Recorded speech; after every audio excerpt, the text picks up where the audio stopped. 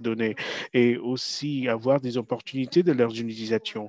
Et les cadres institutionnels pourraient soutenir le fait que les données des apprentissages alimentent le cycle de planification. Mais est-ce que c'est une réalité au niveau du pays? C'est une des questions de recherche qui a été abordée dans les recherches. Cette série de webinaires fait référence aux publications de l'UNESCO sur l'utilisation des données dans le cycle de planification. Donc, il cherche à regarder quelles sont les modalités et les obstacles dans l'utilisation des données d'évaluation des apprentissages. Permettez-moi de dire quelques propos sur, sur le sujet du webinaire. Donc, aujourd'hui, c'est la politique des évaluations et les cadres d'évaluation. Donc, nous aurons la première présentation par Iva Rodonita, qui est chercheur au- à l'intérieur du projet ULET. Et ensuite, nous avons également Amanaya.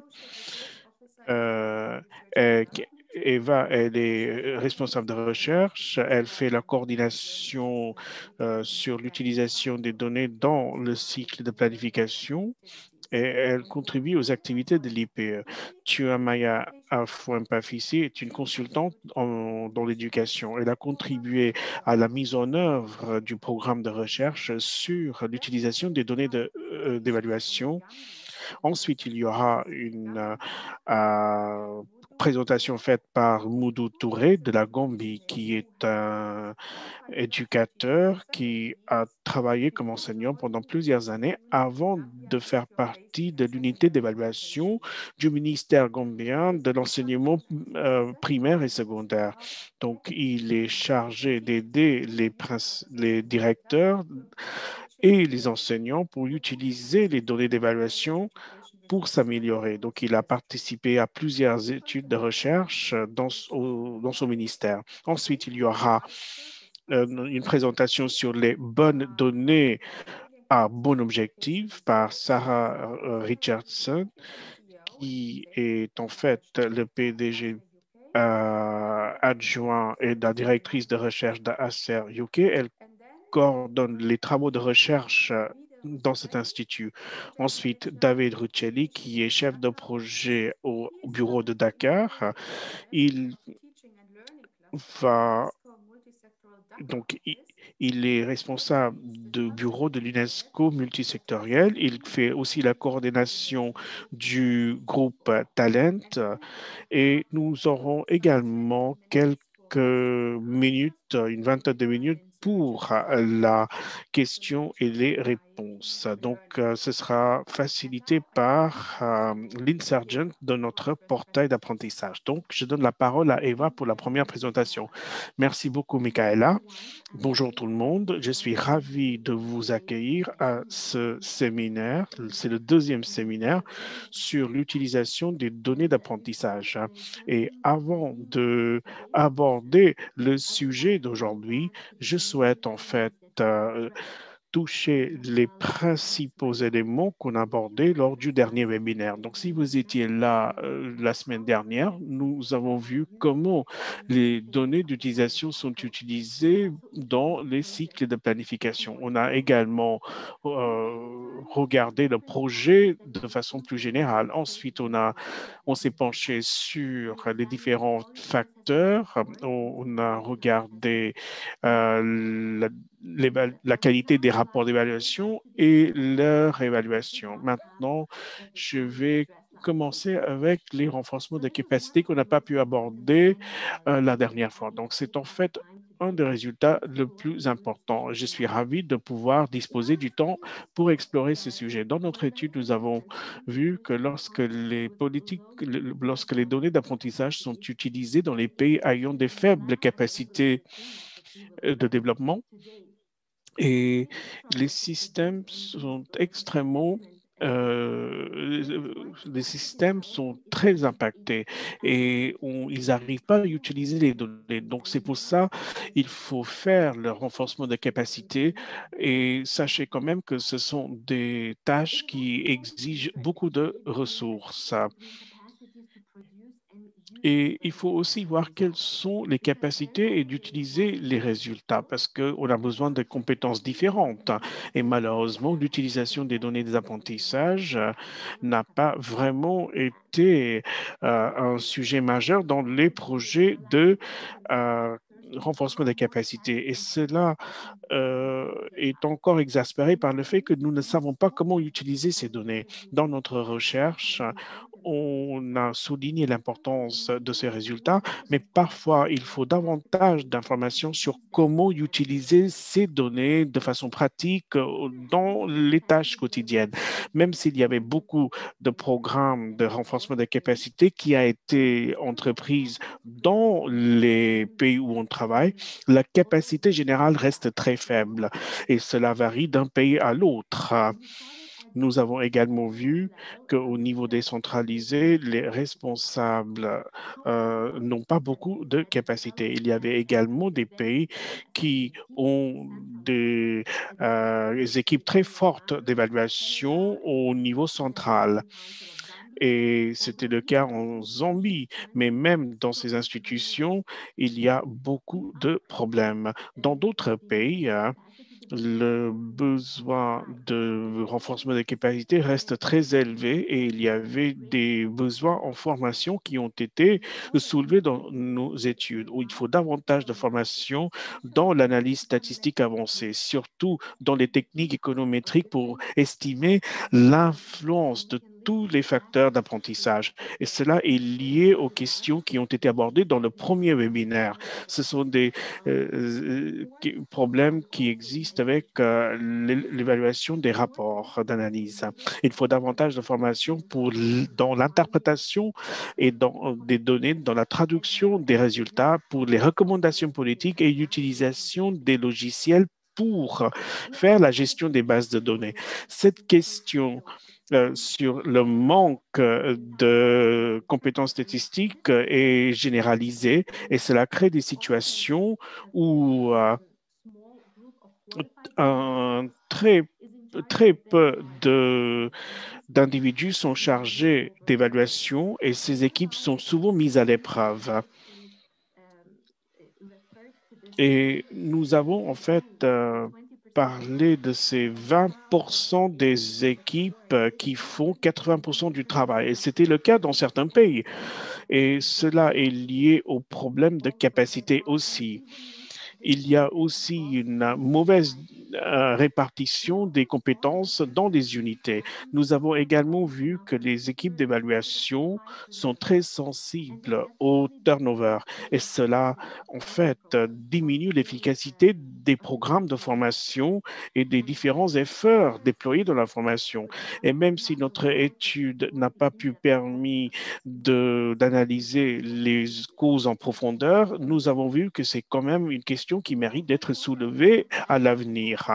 Il y a eu également un manque de capacité dans certains pays qui fait qu'il y a la sous-traitance de certaines tâches. Et cela peut impacter l'appropriation des données des apprentissages à l'échelle nationale.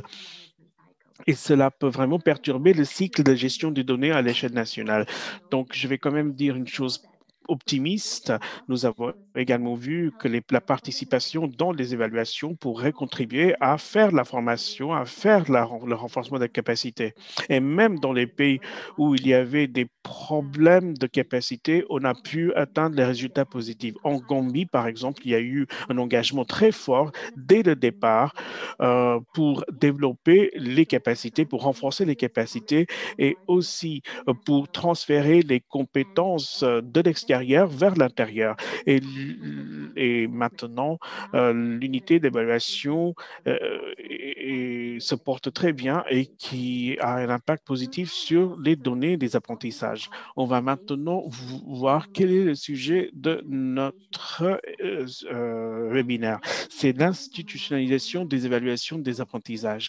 Donc, nous allons d'abord explorer la question de manque de cohérence parmi les différentes évaluations d'apprentissage. Et ensuite, on va voir le cadre réglementaire. On va également étudier les politiques d'évaluation ainsi que les modalités institutionnelles pour l'évaluation. Donc, dans plusieurs pays qui ont été étudiés, nous avons constaté qu'il y a une mosaïque d'évaluation des apprentissages et parfois il y a un manque de cohérence et de complémentarité entre ces apprentissages. Et le problème est que ces évaluations ne sont pas bien articulées. Et nous avons également vu que les évaluations ont des chevauchements des objectifs et parfois certains niveaux scolaires sont non évalués. Et parfois, ils ne donnent aucune information qui pourrait être facilement interprétée pour avoir des nouvelles orientations. Par exemple, en Namibie, en Satmec, il y a 3 classes qui ont été évaluées, 3 classes, et c'était en fait, il n'y a aucune étude sur les classes inférieures et la classe supérieure. Le Sénégal, par exemple, dispose 7 évaluations qui évaluent les mêmes classes, hein, et cela peut créer des problèmes de cohérence entre ces évaluations et cela peut également aboutir à des conséquences négatives. Par exemple, il y a déjà des ressources financières et humaines qui sont davantage éparpillées et parfois nous sommes en train d'évaluer les mêmes classes, donc un dédoublement de travail. Et cela peut aussi créer des situations où les résultats ne sont pas cohérents et on ne fait pas un lien entre les différents ensembles de données. Et la différenciation entre les différentes évaluations est beaucoup moins marquée pour les acteurs du système. Au niveau décentralisé, à travers les différents entretiens, il y a eu une confusion entre les définitions d'examen et des évaluations à grande échelle et comment est-ce que ces examens et les évaluations sont différentes. Un autre problème, les évaluations nationales sont censées alimenter les matrices mondiales, surtout l'ODD 4,1. Et certains niveaux sont bien couverts, surtout au Sénégal. Il y a 3 évaluations qui couvrent un niveau d'éducation, mais d'autres niveaux scolaires ne sont pas documentés, ce qui est surtout le cas vers la fin du premier cycle du secondaire. Donc, un problème de manque de cohérence est dû au manque d'un cadre réglementaire. La littérature a également mis à notre disposition des preuves qui montrent qu'il faut institutionnaliser les évaluations pour que ce ne soit pas un exercice isolé dans la nature. Et ces exercices ces évaluations sont intégrées dans le travail du ministère afin d'améliorer l'utilisation des données. Donc, on peut avoir 2 angles d'institutionnalisation à travers les politiques d'évaluation et à travers le cadre institutionnel des équipes. Donc, on va d'abord se pencher sur les politiques d'évaluation. La littérature montre que ces documents ont beaucoup de potentiel pour donner une vision stratégique pour le système d'évaluation et cela peut inclure plusieurs éléments. D'abord, on peut définir l'utilisation des données, ensuite définir les caractéristiques spécifiques des évaluations, ensuite identifier les utilisateurs primaires de ces données et décrire le genre d'évaluation, le genre d'informations que ces évaluations donnent. On peut aussi avoir des stratégies de diffusion d'informations dont on a parlé la semaine dernière pour aider la communauté à mieux comprendre le système d'évaluation et son but. Donc, nous avons en fait vu que c'est un cercle vicieux parce que ces politiques peuvent améliorer les systèmes et donner une vision pour le système. Et une pénurie pourrait également faire en sorte que les évaluations soient mal articulées. Mais les évaluations en grande échelle ont été introduites dans les pays comme étant des projets externes de façon au fur et à mesure, et cela a vraiment retardé le développement des politiques d'évaluation, et donc il est parfois très difficile de les établir. Dans les pays étudiés, nous avons vu qu'il y a certaines évaluations qui ont été encouragées par les partenaires externes, mais ça n'a pas été mis en œuvre à l'intérieur parce qu'il n'y avait pas de politique. Donc, les évaluations n'ont pas été forcément bien aligné et ça n'a pas été introduit de façon stratégique. Donc, la Gambie et la Zambie ont des politiques en place. La Gambie a une politique en place alors qu'il y a des pays qui n'ont pas des politiques, mais le développement de ces politiques sont prévus. Il faut aussi signaler que ça ne veut pas dire qu'il n'y a pas de documents sur l'évaluation, mais on peut voir les éléments dans plusieurs documents. Il y a des cadres conceptuels, des mémos ministériels, mais il n'y a aucun document qui fournit un document stratégique. C'est pour ça qu'il est très difficile de parler de cela, car les sources sont très fragmentées, les informations sont éparpillées et il n'y a pas de cadre réglementaire qui définit tout. Et il est très difficile également de faire la distinction, faire la différence entre les différentes évaluations. Je vais maintenant vous parler de l'exemple de Zambie. Nos chercheurs ne sont pas là aujourd'hui parmi nous pour présenter cela, donc je vais présenter cet exemple parce que c'est un exemple qui est très intéressant. Le cadre national d'évaluation des apprentissages de la Zambie est un document global qui définit les principes qui s'appliquent à toutes les évaluations en Zambie. Cela définit des concepts clés liés à l'évaluation et aussi l'utilisation attendue des données de façon générale. Et ensuite, avec les groupes spécifiques, cela montre comment les différentes évaluations sont articulées et cela définit les responsabilités des différents acteurs. Cela montre également certaines conditions pour une utilisation efficace des évaluations comme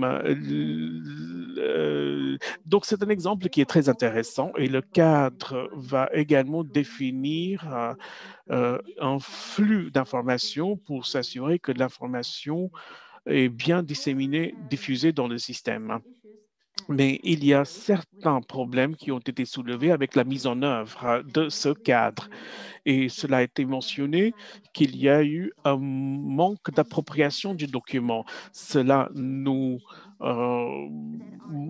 oblige de parler des conditions sine qua non qui sont importantes. Et donc, je vais maintenant me tourner vers ma collègue qui va parler en français pour que notre, auditoire anglophone doit être branché au canal anglais. Merci. Je vais donner la parole à ma collègue.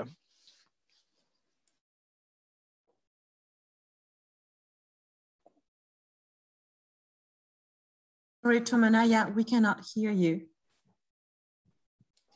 Nous vous entendons pas, Tunamaya. Est-ce que vous pouvez parler dans le micro, s'il vous plaît? Now it's perfect. Thank you. Est-ce que ça va? Oui, tout à fait. Pardon. Donc, je disais, qu'est-ce que notre étude nous apprend sur les conditions préalables à la mise en place d'une politique d'évaluation? Eh bien, d'abord, c'est que cette politique doit être développée au cours d'un processus inclusif auquel participe un large panel d'acteurs, donc des décideurs politiques aux experts des apprentissages. Donc, en s'assurant que ces acteurs ont la possibilité de commenter sur ce qui va être évalué, on permet ainsi aux résultats d'être mieux acceptés et aussi plus utilisés dans la pratique.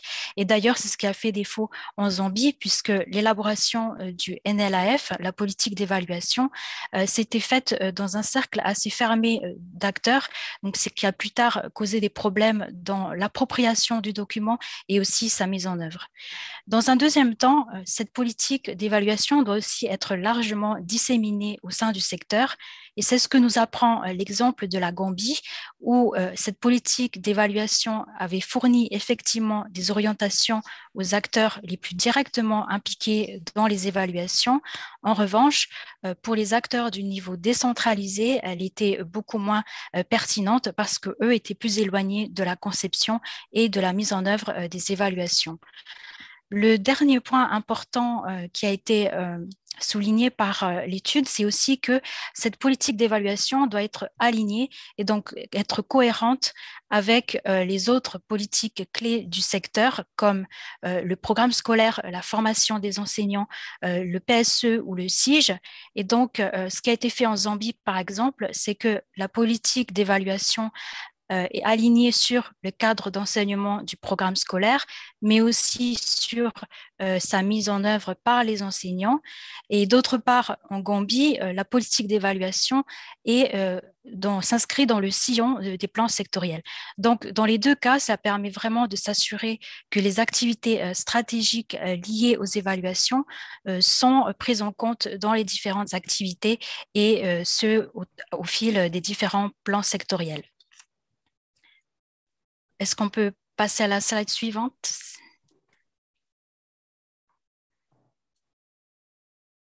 Merci. Donc, on va maintenant s'attarder sur le SIG et la façon dont le SIG prend en charge les données d'évaluation des apprentissages. Dans la plupart des pays de notre étude, le SIG ne contient pas encore les données des évaluations. Or, c'est une question importante puisque, comme nous l'avons vu dans le premier webinaire, la question de la dissémination est souvent problématique, d'autant qu'elle se fait souvent en format papier. Donc, souvent, les acteurs ne les reçoivent pas. Donc, le fait d'intégrer les données des apprentissages dans un système central tel que le SIG permet vraiment de renforcer leur accessibilité, mais aussi de mettre les données des apprentissages dans un écosystème d'information qui, ensemble, vont pouvoir informer la prise de décision politique. Donc, dans la plupart des pays, je le disais, le SIG ne contient pas encore les données des évaluations.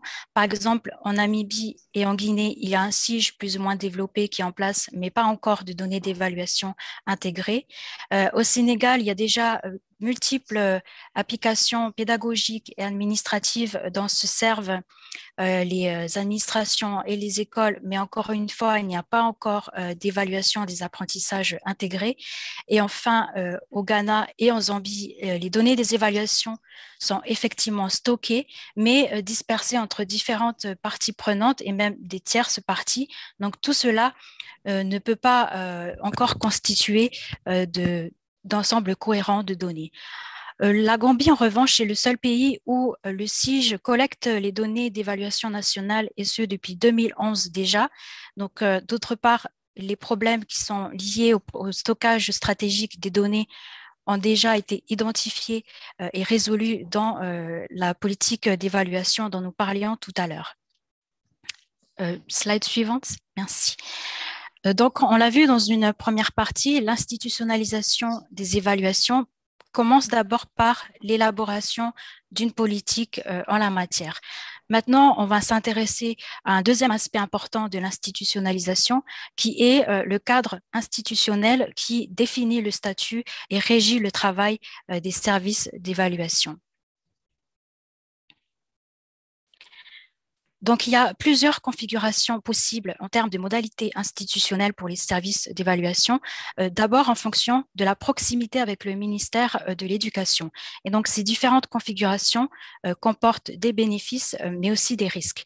Donc, on va commencer par un schéma assez classique, qui est celui où le service d'évaluation est un service du ministère ou un département de l'éducation. Donc, cette proximité avec le ministère va faciliter la coordination entre évaluation, programme scolaire et pédagogie. En revanche, elle va aussi exposer davantage aux interférences politiques qui peuvent, par exemple, empêcher la publication des résultats ou bien, de manière générale, entraver la bonne conduite des évaluations. Dans un deuxième cas, l'institut qui est en charge des évaluations peut être une institution publique semi-autonome, c'est-à-dire souvent des institutions qui disposent de leur propre budget, comme les centres de recherche ou les instituts nationaux de statistiques. Donc, dans ce cas, on a déjà plus d'indépendance par rapport aux influences politiques ou collégiales. En revanche, il y a un risque de désalignement avec d'autres politiques du secteur, un avantage qu'on avait avec le cas précédent. Ensuite, un comité des examens peut aussi conduire les évaluations en plus de ses tâches habituelles liées aux examens de certification ou à la sélection des étudiants. Et donc, dans ce cas, le premier bénéfice, c'est de capitaliser sur une capacité institutionnelle et une expertise déjà existante. En revanche, on court le risque de submerger une institution qui a déjà une mission et un mandat clair. Enfin, pour terminer, il est aussi possible d'externaliser en tout ou partie les évaluations au sein d'universités, d'ONG ou d'autres organismes équivalents. Et donc, ça permet de répondre au manque d'expertise technique qu'il peut y avoir dans certains services d'évaluation. Mais cet éloignement du ministère, en revanche, peut limiter l'appropriation et le leadership nationaux du système d'évaluation et donc interrompre le cycle de gestion nationale des données. Donc, au vu de cette comparaison, j'aimerais maintenant connaître votre avis pour savoir, selon vous, quelle est l'entité la mieux placée pour gérer les données, les évaluations des apprentissages. Donc, vous avez quelques secondes pour répondre. Merci.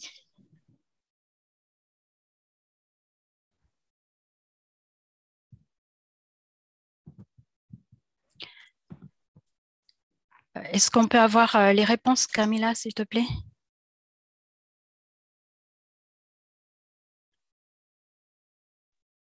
Je donne encore 10 secondes parce qu'il y a encore beaucoup de gens qui votent. Ok, pardon, autant pour moi. Bon, je ferme.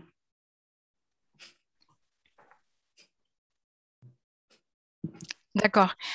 Donc, ce sont des résultats assez intéressants puisque pour vous, c'est le schéma, entre guillemets, un peu plus classique où c'est une unité au sein du ministère qui est mieux placée pour gérer les évaluations des apprentissages, suivi des institutions semi-publiques autonomes.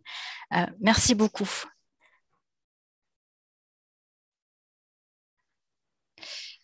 Donc, on a vu dans un premier temps qu'il existait différentes configurations en fonction de la proximité avec le ministère. Maintenant, on va s'intéresser à une autre dimension qui est le niveau de concentration des activités relatives aux évaluations, ainsi que différents scénarios selon la qualité de la collaboration entre différents acteurs. Donc, dans un premier cas de figure, toutes les tâches liées aux évaluations sont conduites par une seule institution.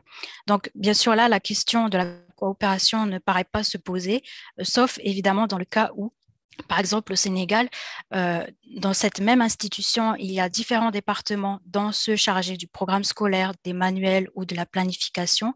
Donc, dans ce cas, bien sûr, la question de la coopération reste pertinente.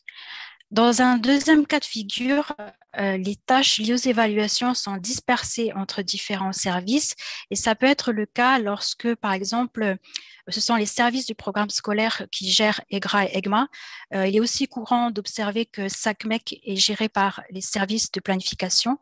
Donc, c'est un choix stratégique qui peut être fait pour renforcer le lien entre résultats des apprentissages et ces champs d'action-là, sauf que, bien sûr, il y a un risque d'une collaboration faible entre les services et donc aussi un partage des connaissances et de l'expertise qui peut être moindre lorsque cette collaboration n'est pas efficace. Et c'est ce qu'on a pu observer, par exemple, en Namibie.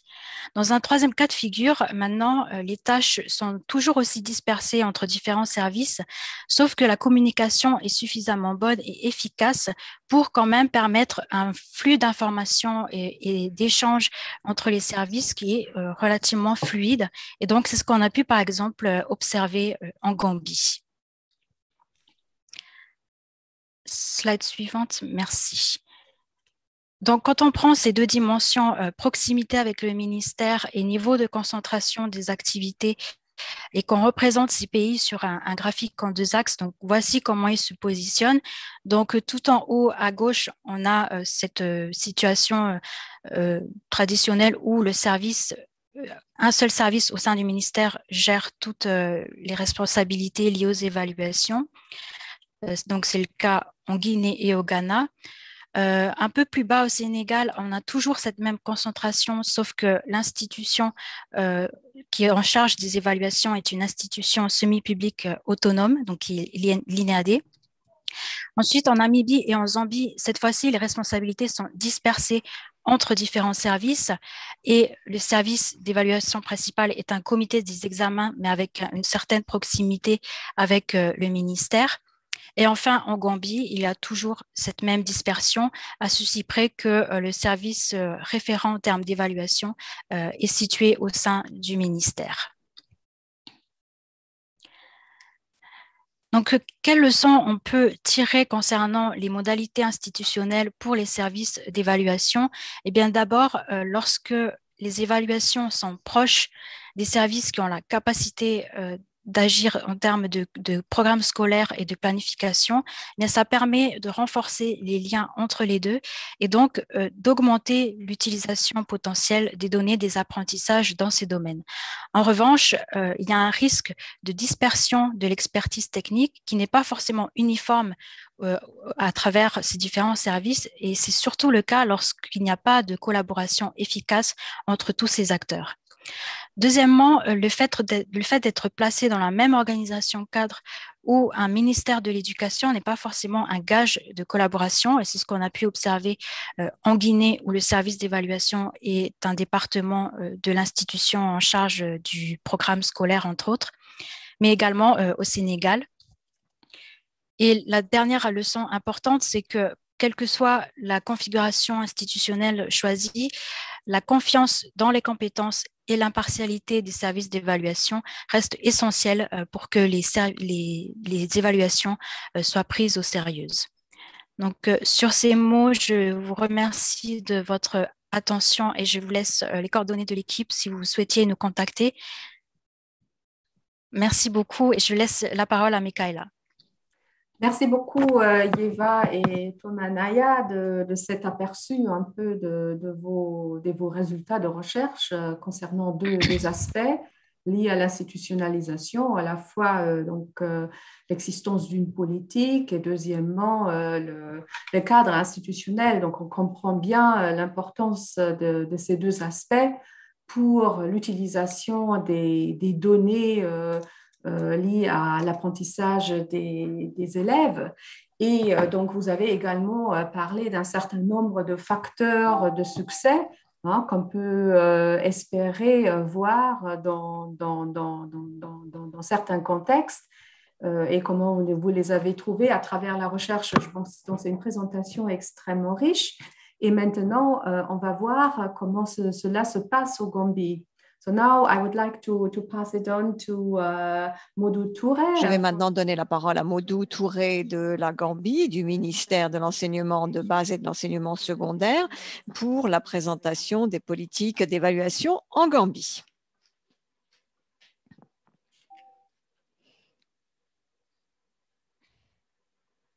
Modou, are you with us? Modou, est-ce que vous nous entendez? Oui, oui, tout à fait. Oui, est-ce que vous m'entendez? Oui, nous vous entendons.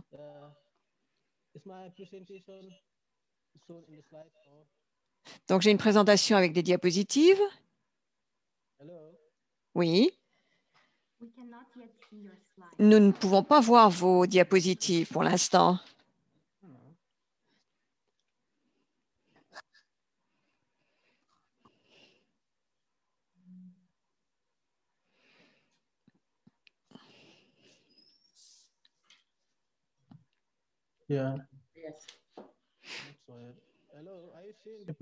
Est-ce que maintenant vous voyez ma présentation, cette diapositive?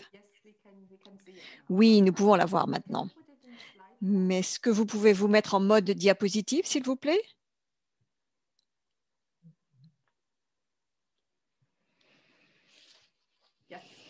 Oui, c'est parfait. Merci beaucoup. Je m'appelle Modou Touré. Je travaille pour l'unité de l'évaluation du ministère d'enseignement de base et secondaire en Gambie et je vais vous présenter la politique d'évaluation de la Gambie et nous allons nous pencher sur le contexte de la politique d'évaluation, des buts et des objectifs de cette politique et du processus de développement de la politique ainsi que du contenu de la politique et de l'alignement de la politique d'évaluation sur d'autres politiques nationales. La politique a été mise en place en 1950 et en 2015, pardon, et ira jusqu'en 2022. Différentes parties prenantes ont participé à ce processus de développement de la politique. Il y a une logique à cette politique d'évaluation qui est motivée par plusieurs facteurs, comme l'absence de directives et de protocoles pour soutenir le personnel éducatif, ainsi que les éducateurs et les décideurs, et mener donc des évaluations formatives dans les écoles afin de soutenir l'enseignement et l'apprentissage et l'informer. Un autre facteur en est l'absence d'un cadre d'évaluation simple que les spécialistes, que ceux qui ne sont pas spécialistes de l'évaluation peuvent comprendre et utiliser en Gambie. Et troisièmement, l'absence également d'une culture cohérente de suivi des activités d'évaluation dans les écoles afin de permettre de comprendre l'importance et la nécessité de ces classes, de ces évaluations basées sur l'enseignement en classe. Et l'absence de rapports standardisés et uniformes, ainsi que des formats d'enregistrement de l'évaluation dans ces classes, dans les écoles et les clusters. Maintenant, les buts et les objectifs de la politique sont de développer et de maintenir un système d'évaluation effectif et efficient qui permettra de contribuer à l'amélioration de la qualité de l'éducation à tous les niveaux. Les objectifs spécifiques de la politique comprennent, entre autres, mettre en place un système d'évaluation standardisé et uniforme, améliorer la responsabilisation dans le système en permettant à l'ensemble des parties prenantes d'avoir accès et d'utiliser les données d'évaluation et les informations de l'évaluation. Autonomiser et donner aux enseignants et aux élèves les possibilités d'apprécier et de reconnaître, d'apprécier ce à quoi on est arrivé, de reconnaître les faiblesses du système et voir comment les améliorer.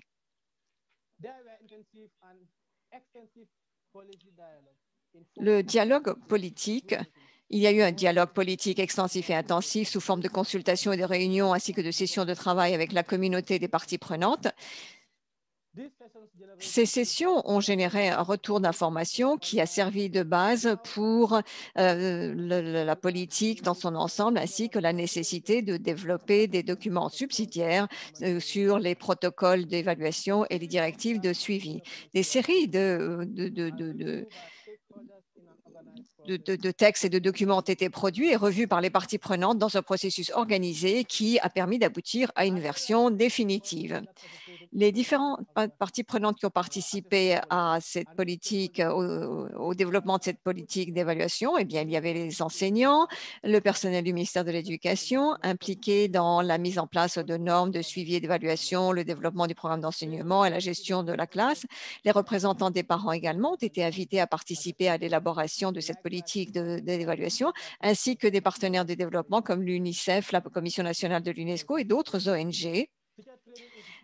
Les instituts de formation et de développement professionnel comme le Gambia College et l'Université de la Gambie ont participé également à l'élaboration de cette politique. Les institutions spécialisées d'évaluation comme le Conseil des examens de l'Afrique de l'Ouest et les organisations de la société civile qui ont participé de manière active, comme par exemple le syndicat des enseignants de la Gambie et EFANet, qui ont tous participé à ce processus de développement de la politique d'évaluation en Gambie. Maintenant, le contenu de la politique.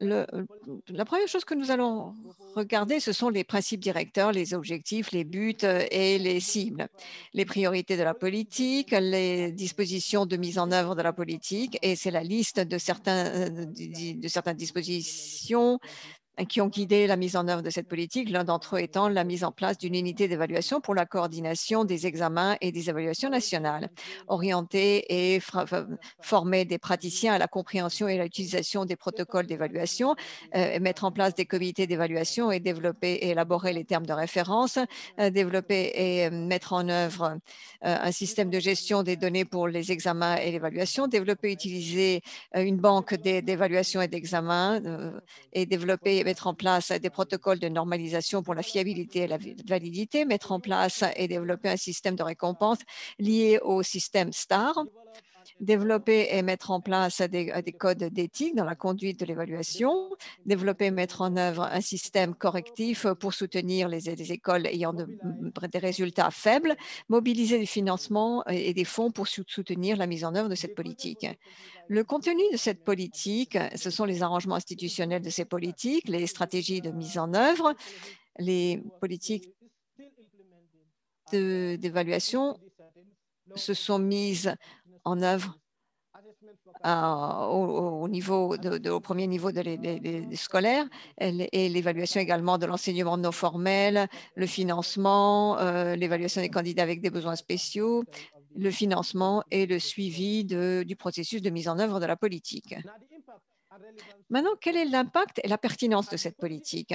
La politique a informé la mise en œuvre d'une unité d'évaluation qui maintenant collabore avec le Conseil d'évaluation d'Afrique de l'Ouest pour coordonner toutes les activités d'évaluation pour le ministère de l'enseignement de base et l'enseignement secondaire.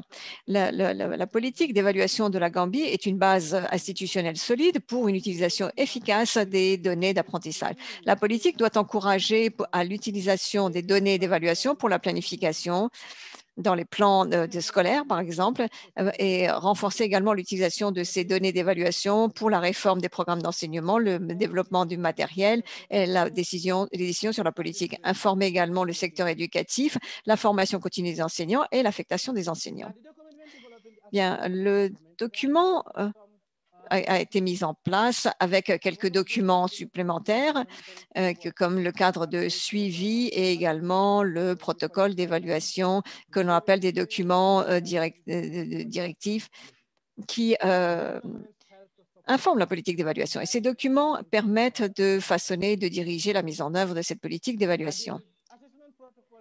Les protocoles d'évaluation stipule les processus et procédures d'évaluation au niveau des écoles, des clusters et des niveaux nationaux et régionaux. Il est conçu pour réglementer et guider les éducateurs et plus particulièrement les enseignants dans la planification, la préparation, l'administration, le fait de rendre compte et d'utiliser ces données d'évaluation. Le cadre d'évaluation ou les directives d'évaluation sont une base courante pour les pratiques d'évaluation et de suivi à tous les niveaux pour assurer un meilleur engagement à la mise en œuvre des idées, des processus mis en exergue dans le protocole d'évaluation.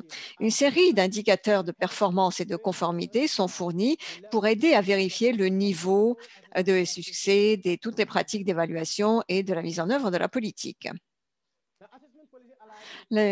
Les politiques d'évaluation alignées sur les autres politiques nationales, les principes directeurs sont en conformité avec la politique nationale d'éducation qui est de fournir une éducation de qualité pertinente et réactive à l'ensemble des Gambiens. Et la politique de l'évaluation est guidée par une déclaration de la politique d'éducation qui stipule que les évaluations incluront des examens formels, une évaluation continue, routinière et également des tests de diagnostic ad hoc et d'autres formes d'évaluation qui seront utilisées par rapport au programme et des références seront mises en place pour déterminer et suivre le niveau de l'éducation dans les niveaux secondaires et du premier niveau du secondaire et les niveaux d'enseignement de base dans la poursuite de l'excellence. Je pense que j'en suis arrivée au terme de ma présentation. Et je repasse la parole au coordinateur. Merci beaucoup, Modou, pour cette présentation exhaustive et très pratique de la politique d'évaluation en Gambie. Et vous avez expliqué que tout le projet de mise en œuvre d'une politique découle d'une analyse et des besoins auxquels il fallait faire face. Et je pense qu'il y a un certain nombre de pratiques extrêmement intéressantes dont vous nous avez parlé, qui concernent également les présentations précédentes, l'importance de la participation des parties prenantes. Cela ressort très clairement. Et il y a également un autre élément très intéressant qui est le développement de documents techniques qui viennent en appui de cette politique, car parce que la politique est une chose, mais l'orientation technique est autre chose. Et je pense que cela est également lié au développement des capacités, aspect qui a été mis en exergue par Eva dans sa présentation. Donc, merci beaucoup, Modou. Et je vais maintenant passer la parole à Sarah de la CER, Royaume-Uni, qui va nous faire une présentation sur les bonnes données aux bonnes fins, pour les bonnes fins. Merci beaucoup, Michaela. J'essaie maintenant de partager mon écran. J'espère que cela va fonctionner sans problème. En espérant que vous allez pouvoir voir ma présentation en mode présentation. Vous pouvez bien voir. Bon, merci beaucoup pour l'occasion qui m'est donnée de m'adresser à vous aujourd'hui au nom de mes collègues de la SER. En tant qu'organisation qui a beaucoup de compétences dans l'évaluation, nous sommes à même de donner des conseils à beaucoup de pays à travers le monde. Et j'ai beaucoup travaillé dans la région de l'Asie du Sud et je vais utiliser quelques exemples provenant de cette région. Et très peu de temps aujourd'hui, donc je voulais simplement mettre l'accent sur 3 domaines essentiels et des choses que nous rencontrons très souvent et qui sont fortement liées au contexte institutionnel pour les évaluations. Donc tout d'abord, les mythes courants concernant l'utilisation des données d'évaluation. Deuxièmement, le choix des bonnes données aux bonnes fins.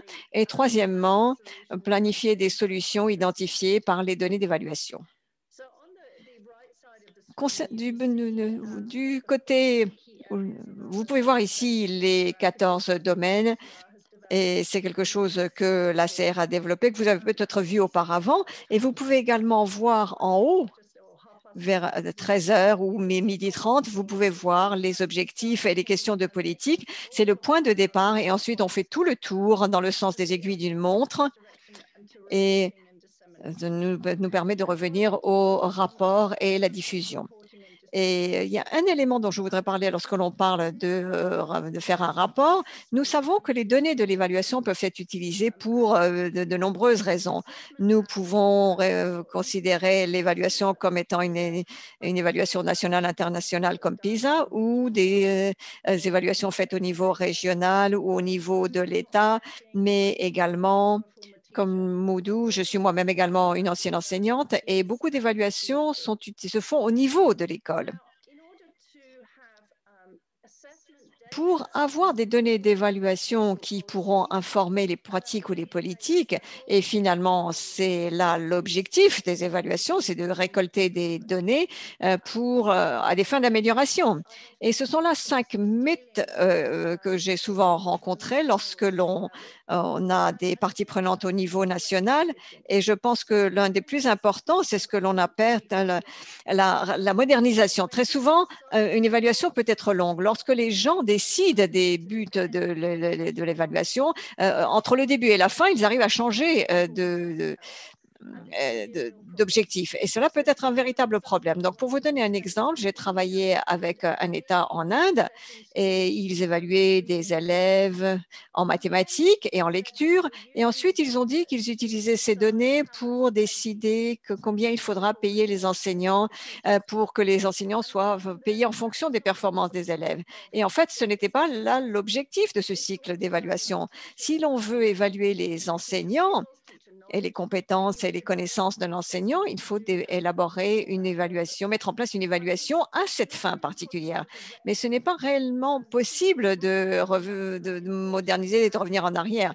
Et cela nous met l'accent sur ce qui permet de savoir dès le départ ce que l'on veut réaliser. J'en parlerai dans un instant. Et le deuxième qui se rapporte à ce premier point, c'est que les données d'évaluation peuvent être utilisées à différentes fins, mais elles ne peuvent pas être utilisées pour tout. Par exemple, si vous faites une évaluation au niveau national, vous ne pouvez pas l'utiliser pour identifier comment les élèves se comportent dans la classe des enseignants. C'est une fonction différente. Donc, je pense qu'il est extrêmement important de comprendre au niveau institutionnel ce qu'il en est et décider dès le départ ce que l'on veut réaliser et ensuite décider quels sont les types de données d'évaluation dont on peut avoir besoin. Donc, je vais vous donner un exemple, je travaille avec le gouvernement en Écosse et ils ont décidé que l'objectif le plus important de l'évaluation nationale était de donner les données des enseignants pour informer la prise de décision. De ce fait, les données d'évaluation nationale ne vont que chez les enseignants et pas le gouvernement. La raison en étant que si le gouvernement a les données, il savait qu'il serait très facile pour eux d'utiliser les données pour juger les écoles et les enseignants étaient contre cela. Et Et ils ont donc pris la décision que s'ils souhaitaient atteindre leur objectif, il fallait que les données soient données directement aux enseignants et c'est à eux qu'il appartenait de décider quoi en faire. Et donc, c'est un exemple qui montre qu'il faut avoir une idée très claire de ce que l'on veut réaliser et à partir de là, s'assurer que toutes les composantes du système fonctionnent ensemble pour vous permettre de le réaliser. Le troisième mythe, et nous rencontrons cela très souvent lorsque nous voyons des gens quitter ces activités d'évaluation, le rapport est le but final. On passe par toute la logistique, les complexités d'un cycle d'évaluation et ensuite on produit un rapport. Et quelquefois, on peut constater que l'on a par exemple des rapports de 300 pages avec beaucoup de tableaux, de diagrammes, etc. Mais pour nous, c'est vraiment le début, ce n'est pas la fin. Et donc, le processus d'évaluation doit servir à collecter et recueillir des données, mais le rapport n'est pas le point d'aboutissement. Ce qui est important, ce qui est le point d'aboutissement, c'est ce que l'on fait avec, quel est l'objectif et qu'est-ce que l'on fait de ces informations. Et je pense qu'il y a toujours une tension au niveau des données d'évaluation concernant la rapidité avec laquelle on peut constater des changements dans le secteur éducatif. Et je sais que nous avons tous travaillé dans les secteurs d'éducation dans les différents pays et nous savons que les changements sont en général très lents. Et donc, il n'est pas possible de changer une chose et de s'attendre à ce que tout change comme par magie.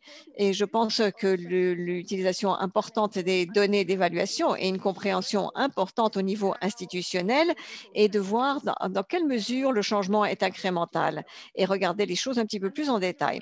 Et enfin, le dernier mythe, et je pense que c'est quelque chose qui a déjà été mentionné ici, c'est simplement parce que vous avez un rapport avec beaucoup de données, de tableaux, de diagrammes, ne signifie nullement que les gens comprennent et savent l'interpréter.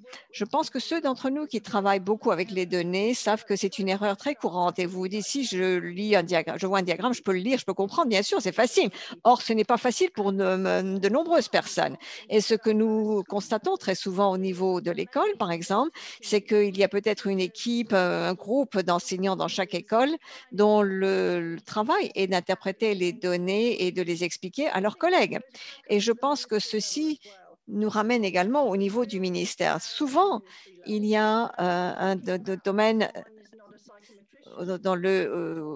au sein du ministère. Je ne parle pas de gens qui ne sont pas spécialisés là-dedans, mais je dis simplement que c'est un processus très difficile de regarder des chiffres et de les transformer en actions. Cela exige beaucoup de soutien, de formation. Donc, j'ai pris le haut de ce diagramme en 14 étapes. Et comme je l'ai dit, les points critiques au niveau institutionnel sont de décider des informations dont on a besoin et à quelle fin, et ce, dès le début. Et ceci inclut, et c'est quelque chose qui souvent est un problème, ceci implique de se connaître le niveau auquel le rapport est fait. Si vous décidez que ce rapport doit être fait au niveau national, vous ne pouvez plus par la suite dire « je vais utiliser ces données pour m'intéresser aux performances de différentes écoles » parce qu'il n'a pas été conçu à cette fin. Et c'est quelque chose que l'on a très souvent tendance à oublier. Et il est donc important de s'assurer qu'au niveau institutionnel, toutes les parties prenantes impliquées ont une idée très claire des choses et qu'elles sachent, ce sont là les informations que nous allons collecter et voilà comment nous allons les utiliser. Ce qui signifie que lorsque l'on fait un échantillonnage, une conception de tests, etc., ou d'autres éléments, cet objectif doit rester présent dans le cheminement de votre pensée, il ne doit pas changer à mi-chemin.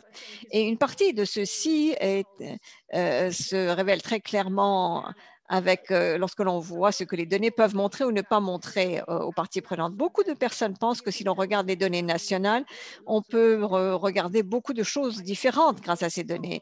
J'ai parlé de l'utilisation des données pour offrir un salaire aux enseignants basé sur les performances des élèves. Or, ce que l'on ne comprend pas, c'est qu'il y a beaucoup d'aspects qui influencent l'apprentissage des élèves et les enseignants n'en sont qu'un de ces aspects.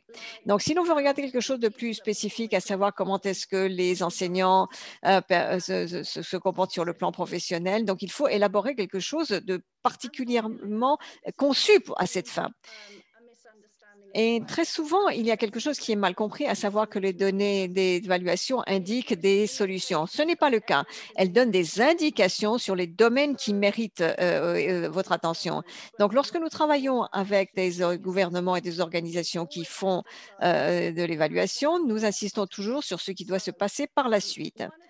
Donc, l'une des considérations clés est que les données d'évaluation peuvent indiquer qu'il y a un problème, mais qu'elles n'expliquent pas pourquoi ce problème existe. Donc, par exemple, dans beaucoup de pays, les filles ont de meilleurs résultats en lecture que les garçons, mais nous ne savons pas exactement pourquoi. Et si l'on souhaite résoudre le problème, il faut d'abord le comprendre. Donc, ce que nous recommandons très souvent, c'est de faire de la recherche quantitative, d'avoir des entretiens dans les écoles avec les enseignants pour essayer de voir réellement quelles sont les dynamiques qui permettent d'aboutir à ces résultats. Parce que si l'on utilise uniquement des hypothèses, l'intervention que l'on va mettre en place ne fonctionnera probablement pas. Et ceci implique faire également une analyse secondaire des données et pas uniquement de prendre les résultats de base, mais réellement de creuser aussi loin que l'on peut. Un autre élément critique au niveau institutionnel, c'est la réflexion concernant la cartographie des parties prenantes ou leur engagement. Donc, si vous souhaitez une amélioration au niveau de l'apprentissage, il faut penser à la politique, il faut penser à la formation des enseignants, au programme d'enseignement, les ressources d'apprentissage, la pédagogie, toute une série de choses diverses et variées. Et une personne ne peut être responsable de tout ceci. Donc, il est très courant pour une institution de penser, bien, nous allons dire aux enseignants qu'il faut faire telle et telle chose de manière différente. Et bien entendu, pour créer un changement, il faut que beaucoup de choses se produisent en même temps. Donc, je pense que la cartographie de la participation des parties prenantes est une chose. Et ensuite, décider comment l'on va engager chacun d'entre eux est quelque chose d'essentiel. Un autre élément clé, c'est de se demander quelles sont les stratégies que l'on veut utiliser. Et réfléchir aux stratégies, en réfléchissant aux stratégies, nous ne voulons pas simplement que cela soit mis en place au niveau national. Il faut d'abord l'utiliser au niveau régional pour s'assurer que l'impact est bien là. Et c'est ce qui peut frustrer très souvent les décideurs parce qu'ils veulent que les choses se fassent rapidement, que les choses changent rapidement. Et l'on ne peut pas faire les choses rapidement, mais je ne pense pas que ceci va nécessairement aboutir à des changements pérennes. Pour avoir des changements pérennes, il faut vraiment prendre le temps de mettre en place quelque chose qui va réellement bien fonctionner.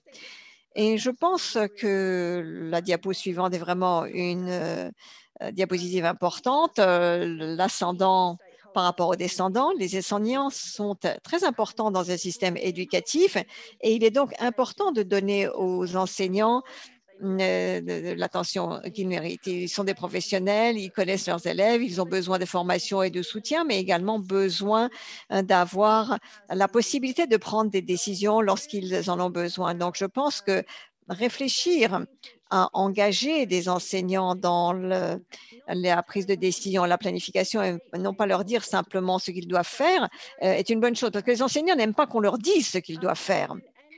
Et dans tout type d'intervention, ne pas oublier l'évaluation. Les choses fonctionnent parce que nous pensons qu'elles vont fonctionner. Donc, tous ces éléments pris ensemble nous disent réellement que lorsque nous faisons de la planification de l'évaluation, il faut que nous ayons des idées très claires des données que nous souhaitons recueillir. Et une fois que nous avons collecté ces données, nous devons travailler de manière très systématique pour voir ce que nous allons faire avec ces données. Qu'est-ce que nous ferons par la suite et comment est-ce que nous allons influencer des changements positifs à long terme et durable. Cela signifie qu'il faut réfléchir à l'ensemble des personnes qui seront impliquées là-dedans. Donc, il est réellement important d'avoir une évaluation lorsque l'on se demande qui les fait. Il faut que ceci soit intégré dans cette planification de l'éducation globale. Donc, et enfin, quelques ressources ici maintenant. Dans la partie blanche, vous avez donc les ressources ACR, les principes de la bonne pratique dans l'évaluation de l'apprentissage. Vous pouvez les trouver là. Et elles reprennent les 14 étapes et permettent d'identifier les choses auxquelles il faut réfléchir à chaque étape.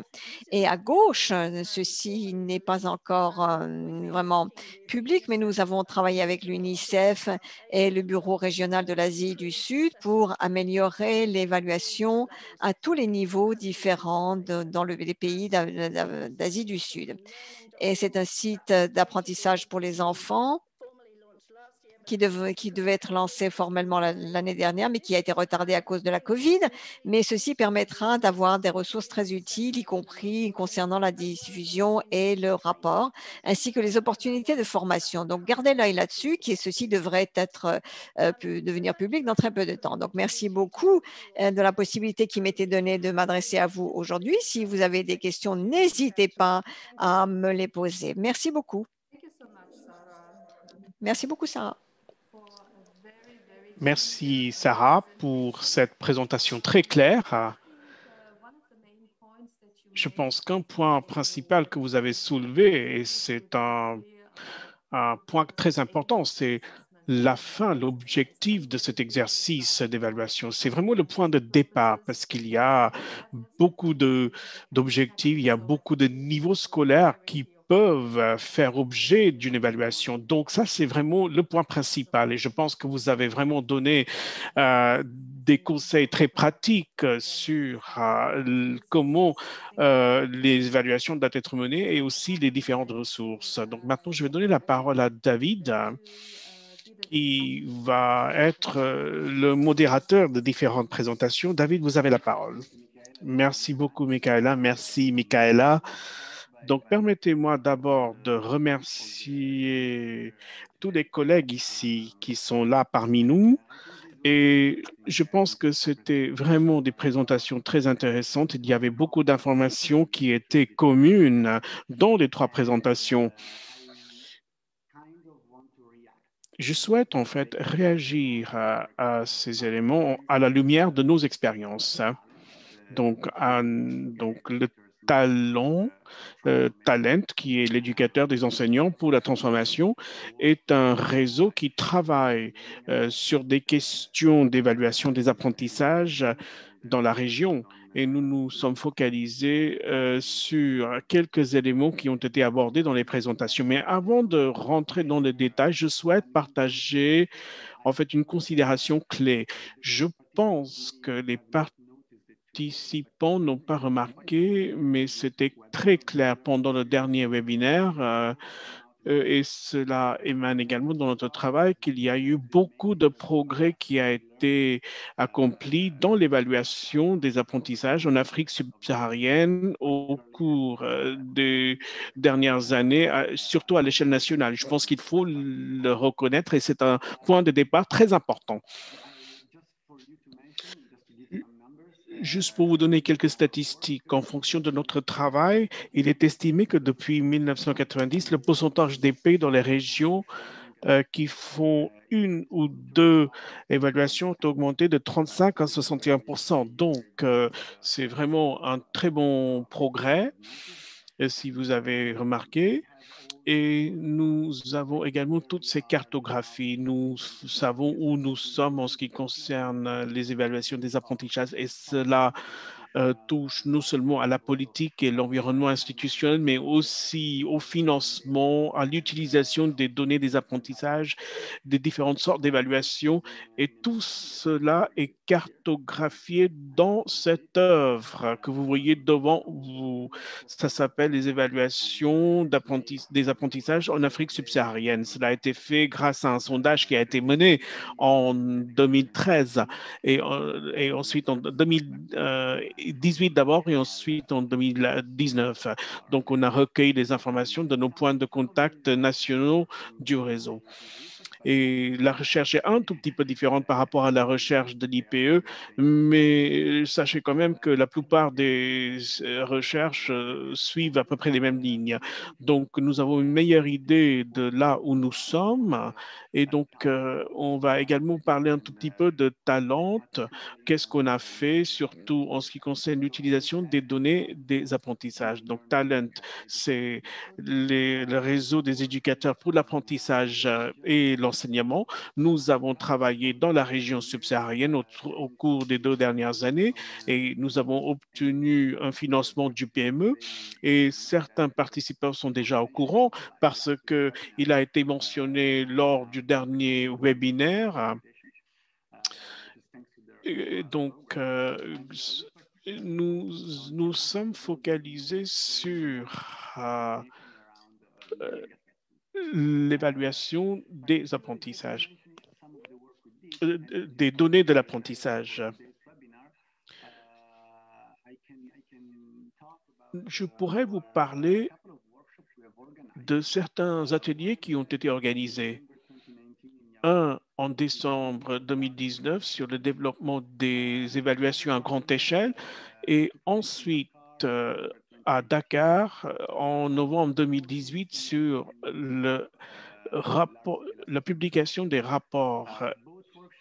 Et ces deux ateliers ont abordé des concepts clés qui ont été présentés aujourd'hui, comme les bonnes pratiques développées par ICIAR, que vous avez eu l'occasion de voir pendant la présentation, et le niveau d'utilisation des données de l'apprentissage. Et c'était en fait un élément clé. Pendant le premier webinaire de 2019, nous avons pu recueillir beaucoup de données grâce auxquelles on a pu préparer un document de politique qui a été préparé fin 2020 sur l'utilisation efficace des évaluations à grande échelle pour améliorer les résultats d'apprentissage et des réformes des systèmes administratifs. Donc, cette note politique montre les résultats. Et ces résultats sont en fait vont dans le sens de ce qu'on a vu dans la présentation de l'IPE, dans la présentation aussi des deux autres orateurs. Quelques éléments que je pourrais citer, c'est le manque d'appropriation dans la plupart des cas. Donc, aussi, il y a une capacité très limitée à cause d'une mauvaise entente, une mauvaise compréhension des évaluations. Et c'est aussi pourquoi l'IPE a commencé cette recherche et aussi le fait que les données sont sous-utilisées. Et il y a aussi une mauvaise compréhension du rôle stratégique de ces données dans l'amélioration de la politique nationale. Je me base sur notre travail pour réagir à la présentation et je souhaite en fait aborder trois choses: la capacité, l'appropriation et la collaboration institutionnelle, qui sont en fait qui est le fil conducteur de toutes ces présentations d'aujourd'hui. Donc, la capacité, le renforcement des capacités est très important. Et là, je parle de renforcement des capacités continu.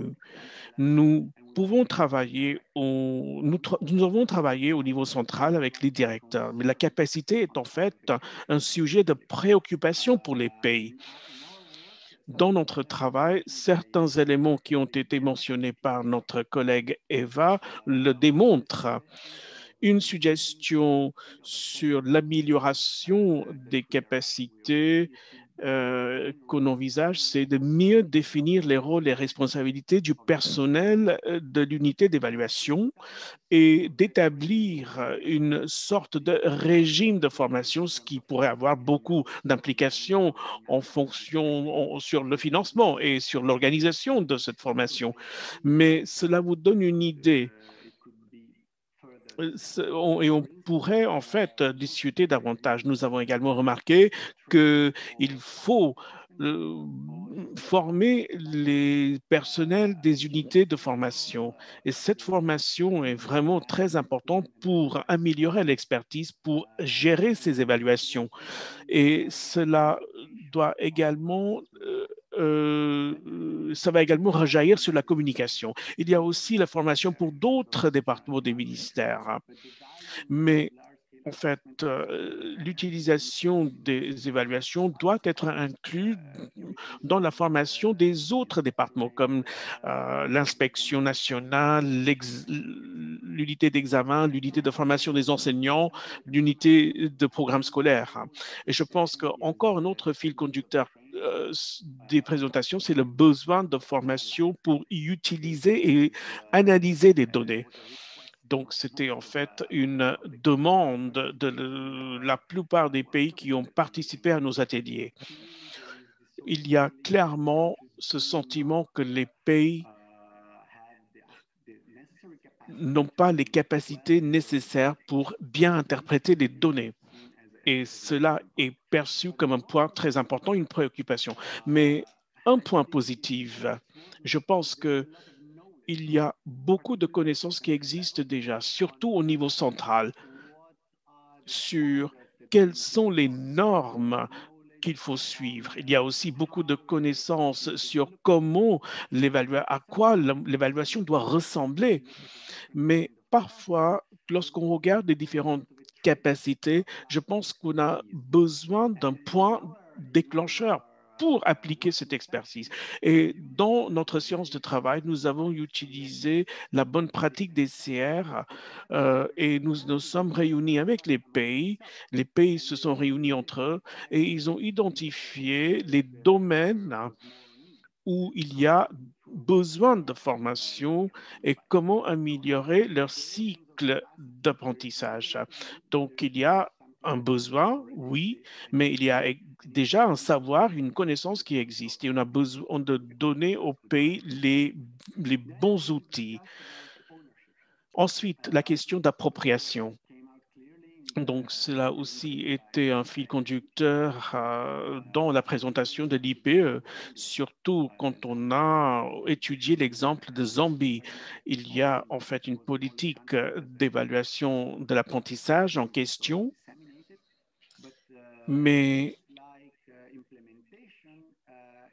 je pense que la mise en œuvre est un tout petit peu mise à mal à cause de ce manque d'appropriation. Et cela est clé. Et nous avons remarqué cela dans les travaux qu'on a menés avec d'autres pays. Et c'est un élément qui mérite une amélioration. Nos collègues peuvent également partager des informations sur comment améliorer et je pense que cela fait partie de notre note politique également. Les pays ont investi beaucoup dans le développement et la mise en œuvre de cette évaluation. Parfois, c'est un financement de tierces, mais parfois c'est leur propre financement. Donc, l'appropriation, c'est quelque chose sur laquelle nous devons travailler. Il y a des étapes de participation qui ont été adoptées dans certains pays, par exemple en Gambie. Il y a aussi le besoin d'impliquer tous les secteurs de l'éducation, les ministères, les enseignants, l'inspection, les directeurs, les associations de parents et d'élèves pour qu'ils puissent vraiment inclure toutes les parties prenantes pour créer cet environnement propice. Et nous avons également vu jusqu'à quel important l'engagement des parties prenantes représente. Et ensuite, la collaboration institutionnelle et le manque de collaboration entre les unités. Comment améliorer cette collaboration au sein des institutions? Donc, l'unité, le service responsable n'a pas beaucoup de liens avec les autres services du ministère. Et parfois, il y a un soutien très limité du haut niveau. Donc, le leadership est clé, le soutien du haut niveau est très important. Lorsqu'on a ce genre de soutien, on pourrait améliorer à un rythme beaucoup plus rapide. Il y a aussi un besoin d'avoir des discussions régulières entre les différents services. Aujourd'hui, nous avons vu le sondage était excellent et je pense que les meilleures entités, à mon avis, il n'y a vraiment pas de bonne entité, il n'y a vraiment pas de réponse unique. Votre réponse était une réponse traditionnelle et je pense que c'est une bonne façon, je dirais. Mais cela dit, nous avons également vu dans les présentations que les pays ont tendance à choisir entre les deux modèles. Soit c'est le ministère, soit c'est une entité autonome. Et le degré est différent. Certaines unités sont centralisées, mais d'autres peuvent également participer. Donc, il y a quelques différences, mais normalement, on a soit une unité du ministère, soit une entité autonome. Donc, il n'y a vraiment pas de réponse claire et nette. Mais nous avons en fait remarqué qu'une entité autonome ne va pas fournir les conditions propices pour la bonne condition. Mais il faut vraiment des normes en place. Et c'est ça la réponse. Peu importe le modèle choisi par le pays, ce qui est très important, c'est qu'il y a certaines normes qui sont adoptées et il y a vraiment une logique globale qui va vraiment faire en sorte que les services vont regarder les données de l'apprentissage comme étant un élément clé du système éducatif. Donc, quelque chose qui n'a pas été explicité, c'est le besoin de travailler sur l'alignement entre la formation des enseignants, le programme scolaire, les données de l'apprentissage. Donc, j'ai vu un commentaire, John, dans le chat, surtout du Pakistan. Un participant a déclaré qu'il n'y a pas de collaboration entre les différentes unités et cela est très mauvais. C'est vraiment un besoin qui émane de nos pays également. Donc, je n'étais pas ravi de voir ce commentaire, mais c'est vraiment le besoin qui est commun, non seulement en Afrique, mais aussi ailleurs. Donc, pour conclure, nous pouvons dire que les pays eux-mêmes sont intéressés par les outils, la capacité, leur évaluation. Tous les pays dans la région ont mis en œuvre cette évaluation de l'apprentissage. Et du point de vue de la politique et de l'environnement institutionnel, il est nécessaire de travailler pour voir avec les pays quelles sont les questions auxquelles ils souhaitent une réponse dans l'évaluation de l'apprentissage. Il faut avoir une appropriation claire à tous les niveaux, des rôles très clairs et une capacité à utiliser les données et replanifier également l'évaluation. Et ceci implique une nouvelle collaboration avec les divisions ou entre les différents éléments éducatifs. La coordination a eu un impact très important je dirais dévastateur, même sur l'éducation au niveau mondial, notamment dans les régions. Ce n'est pas une surprise, tout le monde le sait, et nous avons noté cela sur la base des études de l'année dernière. Une bonne partie des pays ont fait ce qu'ils pouvaient pour aider à faire passer les examens, mais pratiquement aucun n'a réussi à mettre en place des évaluations à grande échelle. Donc, peut-être que c'est là une indication qui montre où nous devons aller, comment aller de l'avant. Et sur la base de notre expérience, nous devrons continuer, poursuivre les débats et les liens entre les pays pour nous attaquer à des défis communs, tout en adaptant des solutions qui correspondent aux besoins nationaux. Et sur cette réflexion rapide sur la COVID, je redonne la parole à Michaela et je serai ravie de répondre à des questions que le public pourrait avoir à poser. Merci David. Ce sont des commentaires extrêmement intéressants, beaucoup de convergence d'ailleurs par rapport à ce qui a été dit avant, mais également quelques points nouveaux que vous avez soulevés et qui découlent de votre expérience en Afrique de l'Ouest. Et également, je pense en Afrique centrale, si je ne m'abuse. Mais j'ai trouvé que ce qui était très intéressant, c'est que vous avez dit que finalement, la structure organisationnelle n'est pas ce qu'il y a de plus important. Ce qui est important et qu'il est encore plus, c'est qu'il y a une philosophie générale et que nous avons des normes que nous avons communément adoptées et qu'il y ait une bonne communication entre les unités et des liens intéressants dans l'écosystème éducatif, les données de l'apprentissage, la formation des enseignants et le développement des programmes d'enseignement. C'est ce qui est plus important, plus que la structure formelle. Mais je pense que c'est réellement intéressant. Mais peut-être que c'est un domaine pour une recherche future éventuelle. Merci beaucoup à l'ensemble des orateurs. Je pense que nous allons maintenant avoir une discussion très intéressante. J'ai vu qu'il y a 85 commentaires dans la boîte de dialogue et je vais donc donner la parole maintenant au coordinateur de notre portail d'apprentissage, Lynn, qui va donc nous parler de ces différentes questions. Oui, merci.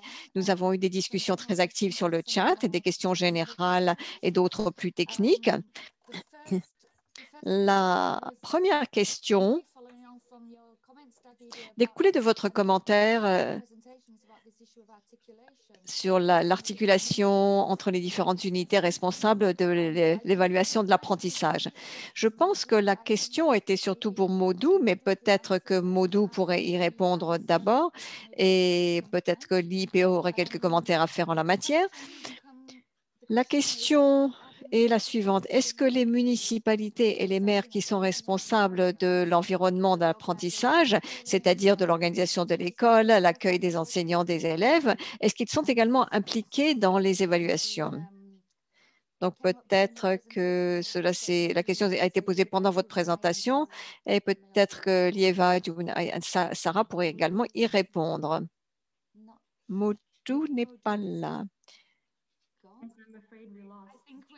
Nous avons perdu Maudou, je crois.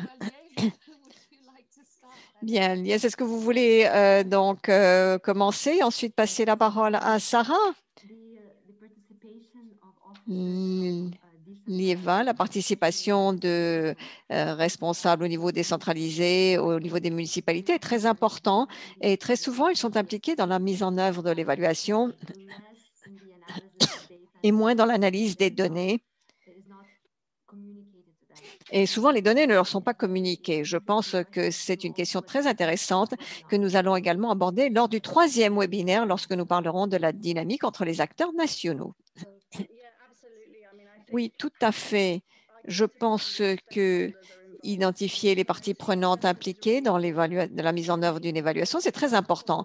J'ai à l'esprit un exemple très intéressant. J'ai travaillé avec un grand État en Inde où la conception a été faite en centrale et bien faite, mais les livrets de tests devraient être imprimés au niveau des districts. Et dans certains districts, l'impression était si mauvaise que les élèves ne pouvaient tout simplement pas lire le texte du test. C'est un exemple classique qui permet de voir pourquoi il faut que toutes les parties travaillent à l'unisson, parce que si un élément ne joue pas son rôle, alors le tout risque de s'écrouler. Mais de la même façon, pour en revenir à ce que Lieva a dit, si les gens sont impliqués dans la mise en œuvre, ils doivent également être impliqués dans la réception des données et faire quelque chose avec les données. On ne peut pas simplement les contourner parce qu'autrement, ils ne comprendront pas l'importance de s'assurer que les livrets de tests, par exemple, sont imprimés de manière à être lisibles. Donc, je pense qu'il est extrêmement important d'impliquer tout le monde. Merci, Maudou. Vous êtes parti un court instant. Je vous vois de retour maintenant. Est-ce que vous avez entendu la question? Oui, je reviens parce que j'avais perdu ma connexion Internet. La question vous a été posée et c'était à savoir si les acteurs locaux, c'est-à-dire les municipalités et les maires qui sont responsables de la création d'un environnement d'apprentissage, est-ce qu'ils sont également impliqués dans l'évaluation et si oui, comment? Est-ce que vous pourriez répéter la question? Bien, la question était la suivante. Est-ce que les municipalités et les maires qui sont responsables de l'environnement d'apprentissage sont impliqués dans l'évaluation? Dans certains cas, oui, comme en Gambie. L'unité d'évaluation travaille avec ceux qui coordonnent toutes les évaluations pour le ministère de l'Éducation, mais dans la plupart des cas, hier et aujourd'hui, nous travaillons à améliorer la coordination et nous impliquons donc du personnel des ministères, le personnel de l'évaluation et le personnel de l'unité de formation continue et des enseignants de différentes écoles qui peuvent participer à la coordination de ces éléments. Et c'est ce que je peux dire sur ce point. Oui, merci. Une autre question concernant l'articulation, non pas entre les différentes unités responsables de l'évaluation, mais entre les différents types d'évaluation. Et l'IEPE met essentiellement l'accent sur les évaluations nationales et régionales. Et nous avons une question à savoir comment est-ce que l'on fait l'articulation entre les évaluations organisées par les ministères et les autres types d'évaluations. Je ne sais pas si la Gambie connaît ce type d'évaluation. Bien, je pense que c'est une question très intéressante parce que les évaluations peuvent donner des informations complémentaires très intéressantes outre les évaluations nationales. Parce que très souvent, elles couvrent également des élèves qui ne sont pas scolarisés, et ce sont des informations donc très importantes. Donc, je vois là beaucoup de potentiel tout en regardant les données, des évaluations basées auprès des citoyens. Et on n'a pas toujours cette synergie dans les pays avec lesquels nous travaillons. Mais je pense que c'est quelque chose qui peut s'avérer extrêmement utile et un cadre réglementaire et une politique permettrait peut-être de dessiner un petit peu le chemin à suivre. Donc, oui, je pensais à l'exemple du Sénégal où effectivement il y a l'évaluation Jagondo qui est conduite par un laboratoire de recherche. Donc je pense que ça soulève la difficulté qui est que comme ces évaluations citoyennes ne sont pas conduites par une organisation gouvernementale, mais justement par exemple des ONG ou d'autres organismes indépendants, donc ça pose parfois une question de fiabilité et de connexion entre les deux. Et je crois me souvenir qu'au Sénégal, il y a le représentant du laboratoire de recherche qui conduit cette évaluation qui parlait justement d'un certain manque de confiance où les données qu'ils produisaient étaient parfois critiquées pour leur manque de fiabilité. Donc, il y a aussi des standards et des spécifications qui ne sont pas les mêmes et qui peuvent rendre difficile la connexion entre les évaluations conduites par le ministère et celles qui sont conduites par les citoyens. Voilà, merci. Okay. Sarah, did you want to add anything? Est-ce que Sarah, vous souhaitiez ajouter quelque chose à ce qui a été dit? Je peux dire quelque chose très rapidement si cela vous convient.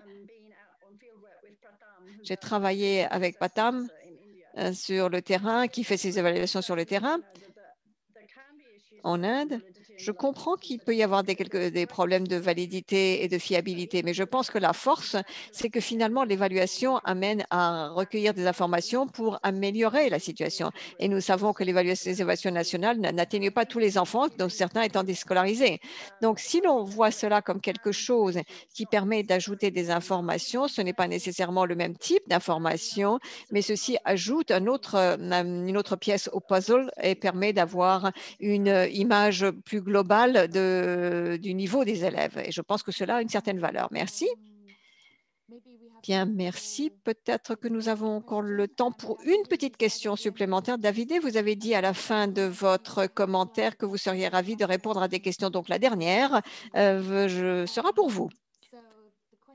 La question est que vous avez à juste titre parlé de la nécessité de commencer par les connaissances que possèdent les enseignants et ensuite les actions de formation. Donc, dans les pays d'Afrique subsaharienne, comment est-ce que les besoins de formation des enseignants sont recueillis et comment est-ce qu'ils sont traités? Oui. Est-ce que vous voulez que je réponde en français ou en anglais? Peut-être en français alors. Oui. Bon, alors disons qu'en fait, dans le cadre de notre travail, il y a effectivement, ça c'est une très bonne question, mais c'est aussi un des grands défis pour les pays, surtout en ce qui concerne la formation continue. Les pays n'arrivent pas souvent à offrir une formation continue professionnelle pour les enseignants. Et ça va sans dire que parfois, ils n'arrivent même pas à collecter ces besoins. Par contre, en ce qui concerne la formation initiale, il y a normalement, dans la majorité des pays, des standards, des normes qui régularisent cette formation. et des modules de formation qui incluent aussi l'évaluation. Mais là, on parle d'évaluation formative. Souvent, et ça c'est quelque chose qui aussi a été noté dans un autre travail que l'IPE fait à niveau de Dakar, peut-être les collègues peuvent en parler rapidement, mais ce qui a été noté, il y a souvent une sorte de conflit entre les évaluations nationales et les travaux faits par les enseignants.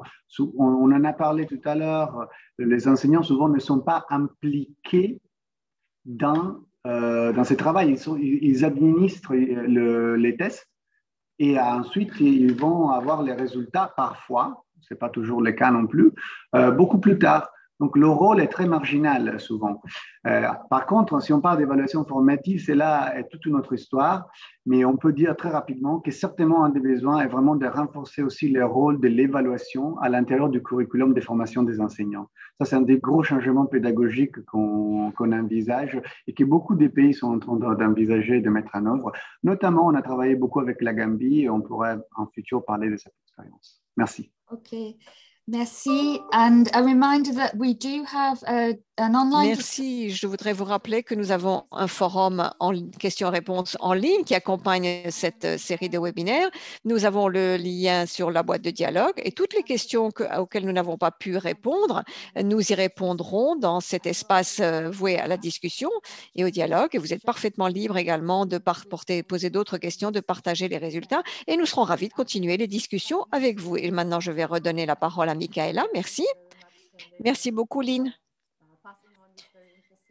pour nous avoir indiqué ces questions très intéressantes qui permettent de clarifier des points très importants. Je pense que nous avons eu des présentations extrêmement intéressantes et des discussions très intéressantes aujourd'hui sur la politique, la partie politique concernant les données de l'évaluation. Et je pense que c'est un élément extrêmement important, mais je garde à l'esprit certains messages. Tout d'abord, l'important, c'est également la complexité du développement et des besoins de développement des capacités dans toute une série de cas et donc de contextes. Et ceci est ressorti très clairement. Le deuxième point, c'est l'importance des politiques, mais la politique n'est pas suffisante.